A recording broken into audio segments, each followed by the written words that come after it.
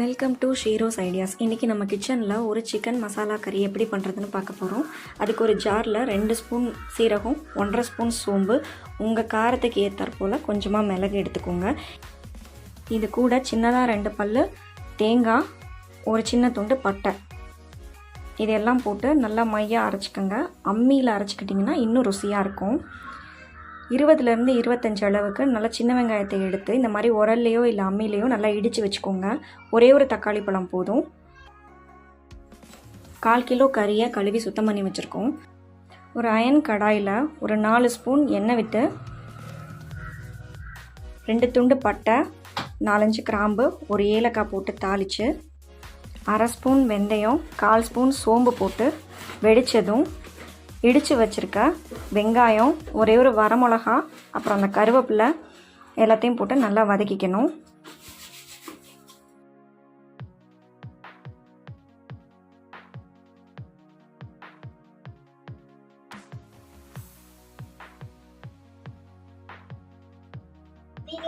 வெங்காயம் நல்லா வதங்கினதும் சுத்தம் பண்ணி வச்சுருக்க கறியை போட்டு தேவையான அளவு உப்பு, கொஞ்சமாக மஞ்சத்தூள் போட்டு நல்லா கிளறி விடணும்.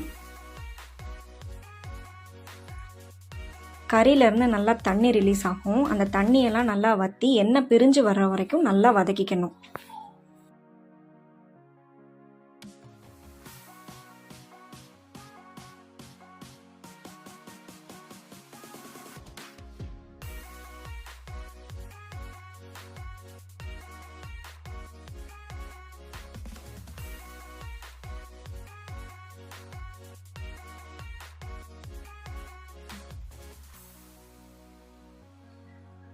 பாருங்கள், சிக்கனில் இந்த அளவுக்கு தண்ணியெல்லாம் வற்றி எண்ணெய் பிரிஞ்சதும் கட் பண்ணி வச்சுருக்கிற ஒரே ஒரு தக்காளி பழம் சேர்த்து நல்லா வதக்கணும். தக்காளி நல்லா வதங்கினதும் 1 ஸ்பூன் இஞ்சி பூண்டு பேஸ்ட் சேர்த்து கறியை நல்லா வதக்கிக்கோங்க.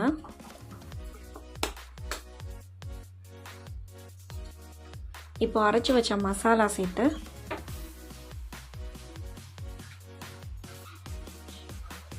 அஞ்சு நிமிஷம் நல்லா பரட்டி விடுங்க.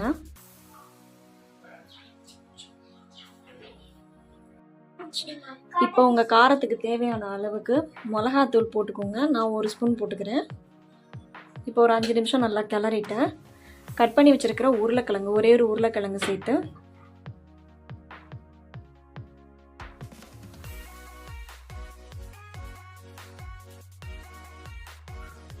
இப்போ 5 நிமிஷம் நல்லா பரட்டினதுக்கப்புறம் கறி மூழ்கிற அளவுக்கு தண்ணி சேர்த்து இதை நல்லா வேக விட்டுருங்க.